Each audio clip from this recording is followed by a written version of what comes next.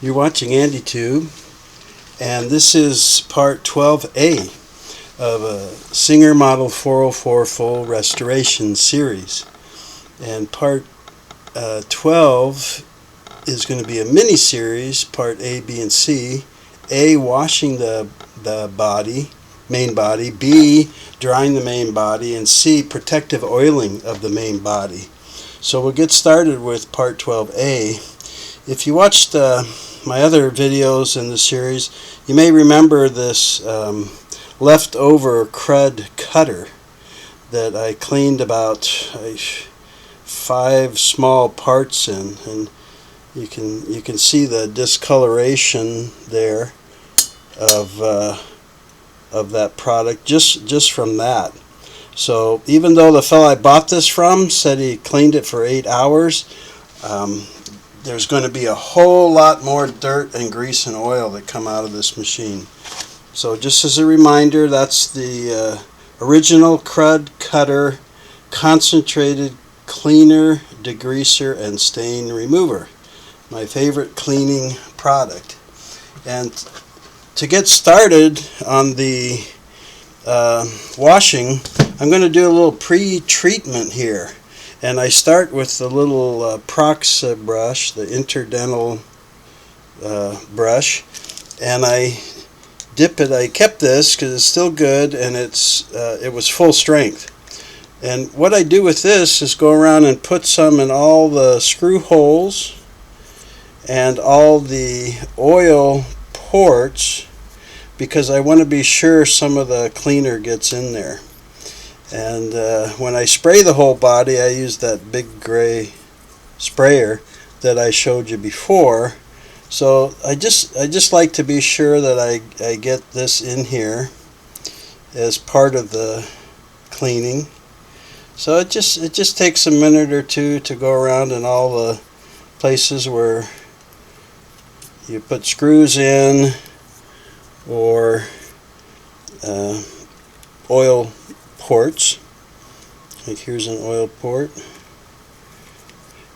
and this interdental works real good for this. I guess you could use a pipe cleaner or a syringe or something like that too. And you may not feel this is necessary, but it's just part of the system I use. I especially want to get these feed dog screw holes here, and down in the big oil port in the center of the rotary hook. And then let's not forget the little for the spring clip down there. There's not the hole there, but I have the screw. Let's see, get some of these screw holes up in the front here. There we go. Get this big one. The bigger things, like where this big pressure bar thumb screw goes in, the spray will get in there okay. Yep. Come up on the top portion here now, and the bigger oil ports for the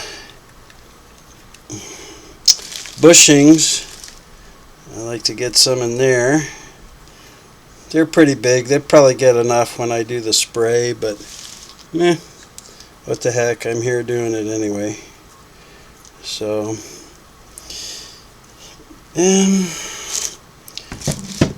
then what I do is grab my toothbrush, and I get some on there and just do a little pre-treating of any place I know that's got a lot of oil and grease. And especially up on the gearing and the bushings areas.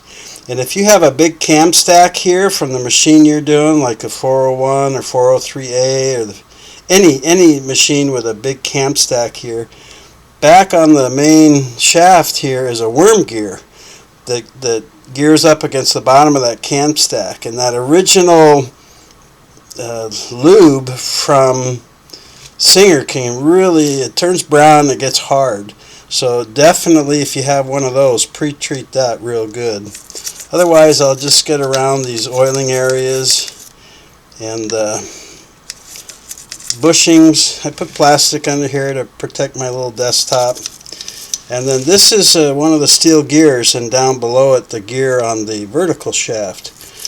And those can usually have a lot of old grease and gunk and stuff on them. So I want to be sure and slop some of this stuff around in there.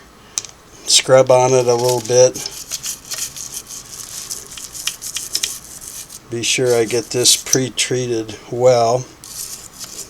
Since I don't have three hands, let me set this up. I'm going to rotate the main shaft about 180 degrees so I can get the other part of the gear and stuff like that.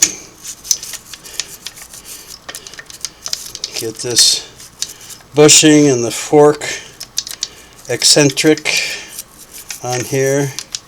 That looks pretty good. You can see it start breaking up right away, and I'm dripping brown stuff all over the big plastic trash bag I put down. Sometimes the grease that they originally put on here can be kind of hardened and stuff too, so I pre-treat that. Just pre-treat anything you think that looks pretty bad to you. Just try not to get too much of the crud cutter on the paint for any length of time, because it will dull the paint somewhat. I'll get in here at the top of where the motor comes out, because the grease and oil always build up down in there. And see that gear, it's already, a lot of that stuff is coming off. And this full strength crud cutter really gets to this stuff. So for the pre-treatment, I would suggest that you use the full strength. And got some drippings here. I'll just clean that up a little bit because I don't want the paint too dull. And then on the bottom, you're going to have a lot of this, because you're going to have these bearings, and you're going to have a couple of sets of steel gears on this machine, and the 400s and 500s and stuff. So you can see how it's black down here from that grease throwing off. When I go to grease this, I'll show you the kind of grease I use. I already showed you that Tri-Flow lubricant. So it's made by the same company, but it's a clear synthetic grease, and it's the favorite, and it doesn't throw off as much. But most videos I see online, in my opinion, people are putting way too much grease on these. And when it comes to buying a used machine, I would much rather have one that was a little bit under lubricated than way over lubricated. I've had some of these machines that have had different kinds of oil and grease and graphite powder, and one that smelled real funny when I was running it, and the lady admitted that she was out of lubricant, so she used olive oil. But it was extra virgin olive oil. So anyway, we'll get these all pre-treated real good. That should do it. Rotated the gears a few times and got that on there, so it should come out nice. And then I'm going to transfer this into my washing station. So let me get it in there and get set up. Okay, we're back now with part 12A, the washing of the main body. We've got our pre-treatment done, and I've got the machine set up in my wash station, which happens to be the shower stall in my condo. When I retired and sold my house and got this condo, I gave up my workshop and my garage, which is okay. Sometimes, at times like this, I wish I still had it. But anyway, I've got a mixture of about 60 to 65% crud cutter and water in my spray bottle. So I'm going to start by spraying the top end up here and into the face. Give it a few good squirts of that. And then I will, there we go, bring it down and try and get everything covered pretty good here. You can bring a brush along here when you do this if you want to brush some more, but I found with the pre-treatment I usually don't need to. I'll get into the bobbin hook area real good. And you see I've got it set up on a 5-gallon paint bucket to catch most of the crud cutter. And then I'll just set it up here. Let me check the camera, and yeah. And I'm going to spray into this handset or hand wheel area real good. Back in there. I try and spray the body last because as soon as I'm done with that, I want to start washing it to get the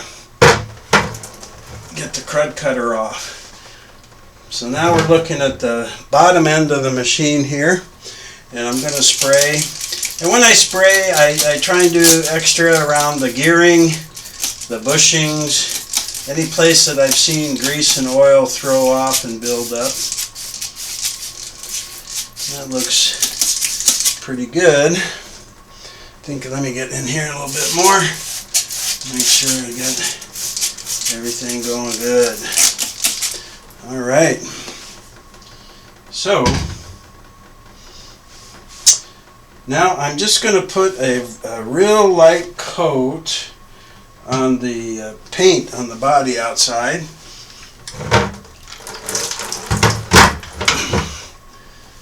And I especially want to get the area around the bottom of the vertical section because the grease always gets built up in that crack. So, give that a light coating, flip it around, give that a light coating, and now I'm going to start rinsing. And fortunately my garden hose from one of my patios reaches in here, and I'll just go and turn the water on real quick so I can do this. Hang on. Alright, I'm back. That took about a minute. You know, I try and get all prepared for this stuff, but I'm definitely a better mechanic than I am a videographer or scriptwriter. Let's get washing with my garden hose here.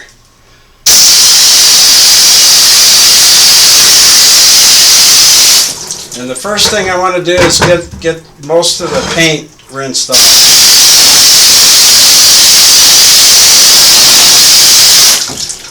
And I'll do this top end.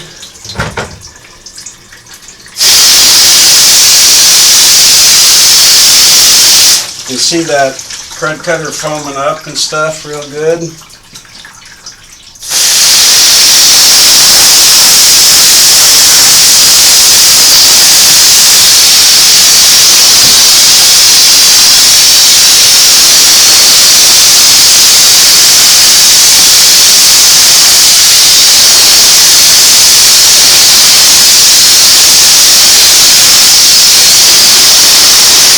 So I usually spray an area until I don't see what I call the foam or the soap bubbles anymore.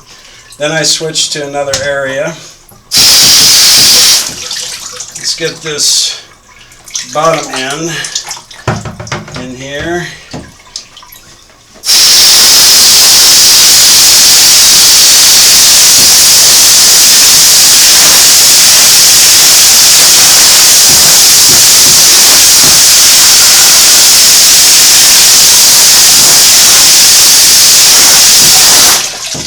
That's actually looking pretty good. Pretty good to me. See how quick that is? Okay, I'll let this drain out a little bit, and then I'm going to move it to my drying station at my condo. Let me get this out of here.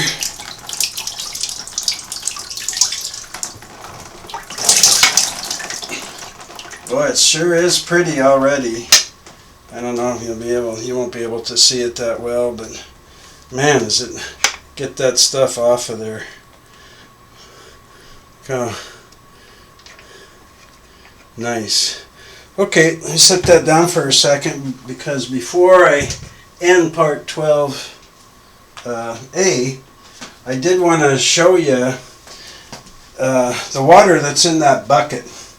Now, I'm sure at least half the water went down the drain, you know, but look at that bucket of black, dirty water.